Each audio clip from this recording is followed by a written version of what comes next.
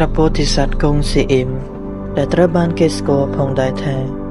គឺជាតួអង្គដ៏គោរពសក្ការៈនៅក្នុងព្រះពុទ្ធសាសនាបែបចិននិងអាស៊ីខាងកើតព្រះអង្គត្រូវបានគេហៅថាជាព្រះពោធិសត្វនៃការអាណិតអាសូរនិងមេត្តាករុណា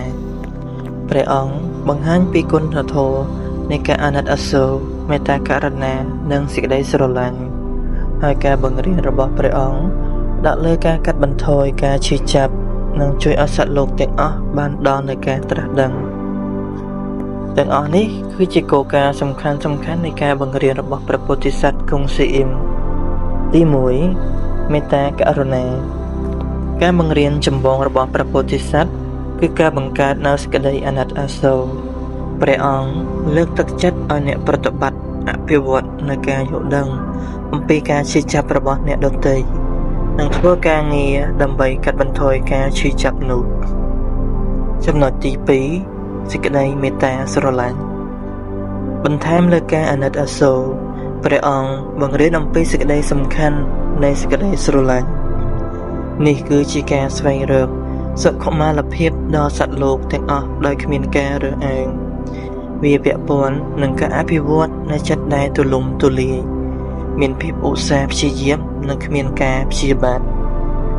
ទី3សតិនិងសមាធិការបង្រៀនរបស់ព្រះពោធិសត្វគង់ស៊ីអ៊ីមជាញឹកញាប់ផ្ដោតលើសេចក្តីសំខាន់នៃសតិនិងសមាធិការប្រតិបត្តិសតិអាចជួយឲ្យមនុស្សកាន់តែយល់ដឹងអំពីគំនិតអារម្មណ៍និងការងាររបស់ខ្លួនដែលនាំឲ្យមានការយល់ដឹងអំពីខ្លួនឯងកាន់តែច្បាស់និងសន្តិភាពខាងក្នុងសមាធិ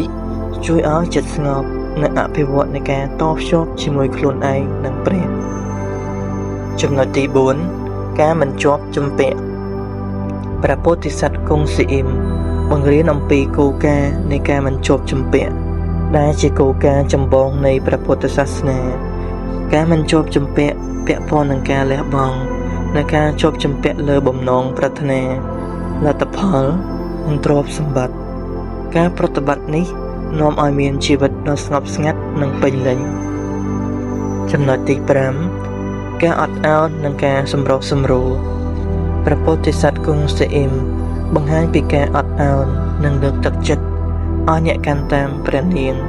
ប្រតិបត្តិការអត់ឱនអធ្យាស្រ័យនៅក្នុងជីវិតប្រចាំថ្ងៃការអត់ឱនត្រូវបានគេមើលឃើញថាជាមធ្យោបាយដើម្បីបញ្ចប់អារម្មណ៍អវិជ្ជមាននិងជាស្បះសោយពីទំនាក់ទំនងវាពាក់ព័ន្ធនឹងការលះបង់នៃការព្យាបាទនិងកំហឹងដើម្បីសម្រេចបាននូវសន្តិភាពខាងក្នុងចំណុចទី6ការបម្រើជួយដល់អ្នកដទៃការបង្រៀនរបស់ព្រះពោធិសត្វគង់ស៊ីអ៊ីមផ្ដោតលើសេចក្តីសំខាន់នៃការបម្រើដល់សត្វលោកដោយមិនរក្សាខ្លួននេះអាចធ្វើបានតាមរយៈការធ្វើទានការជាអ្នកស្ម័គ្រចិត្តឬគ្រាន់តែនៅជាមួយនរណាម្នាក់នៅពេលពួកគេត្រូវការជួយអ្នកដទៃត្រូវបានគេមើលឃើញថាជាមធ្យោបាយដើម្បីសន្សំបុណ្យកុសលនិងអភិវឌ្ឍនូវចិត្តអាណិតអាសូរចំណុចទី7ការសង្គ្រោះសកលព្រះពោធិសត្វគង់ស៊ីអ៊ីមត្រូវបានពណ៌នាថាជាព្រះពោធិសត្វដែលសច្ចាប្រណិធានថានឹងសង្គ្រោះសត្វលោកទាំងអស់ចេញពីការឈឺចាប់ការបង្រៀនរបស់ព្រះអង្គលើកទឹកចិត្តឲ្យអ្នកប្រតិបត្តិធ្វើការដើម្បីសម្រេចបាននូវការត្រាស់ដឹងនិងការរំដោះសត្វលោកទាំងអស់មិនមែនតែខ្លួនឯងនោះទេចំណុចទី8សន្តិភាពខាងក្នុងនិងសេចក្តីស្ងប់វត្តមានរបស់ព្រះពោធិសត្វគង់ស៊ីអ៊ីមត្រូវបានផ្សារភ្ជាប់ជាមួយនឹងសន្តិភាពនិងសេចក្តីស្ងប់ការបង្រៀនរបស់ព្រះអង្គណែនាំឲ្យមនុស្សស្វែងរកសន្តិភាពខាងក្នុងតាមរយៈការប្រតិបត្តិដូចជាសមាធិការអធិដ្ឋាននិងសតិសន្តិភាពខាងក្នុងនេះបន្ទាប់មកផ្សាយចេញទៅខាងក្រៅរួមចំណែកដល់ពិភពលោកដែលមានភាពសុខដុមរមនាចំណុចទី9សទ្ធានិងការគោរពបូជាការគោរពបូជាចំពោះព្រះពោធិសត្វគង់ស៊ីអ៊ីមគឺជាការប្រតិបត្តិធម្មតាក្នុងចំណោមអ្នកកាន់តាមព្រះអង្គការគោរពបូជានេះអាចធ្វើបានតាមរយៈការសូត្រនាមរបស់ព្រះអង្គដូចជាការសូត្រគាថាអូមម៉ានីពេមេហុងឬក៏ជាការរលឹកថ្វាយដល់ព្រះនាមព្រះអង្គក៏ដូចជាការ ការធ្វើការបូជារលឹកដល់ព្រះអង្គជាដើមសទ្ធាចំពោះព្រះពោធិសត្វគង់ស៊ីអ៊ីមត្រូវបានគេជឿថានឹងនាំមកនូវការការពារពរជ័យនិងការណែនាំពីព្រះអង្គ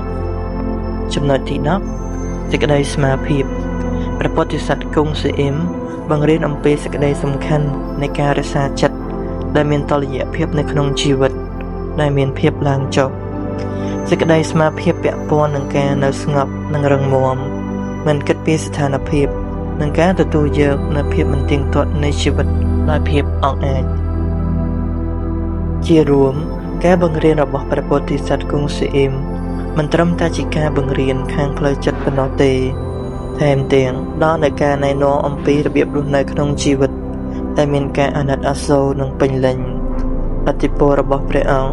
មិនត្រឹមតែនៅក្នុងការប្រតិបត្តិសាសនាប៉ុណ្ណោះទេថែមទាំងចូលទៅក្នុងជីវិតប្រចាំថ្ងៃរបស់អ្នកដែរស្វែងរកការណែនាំនិងពរបុណ្យពីព្រះអង្គ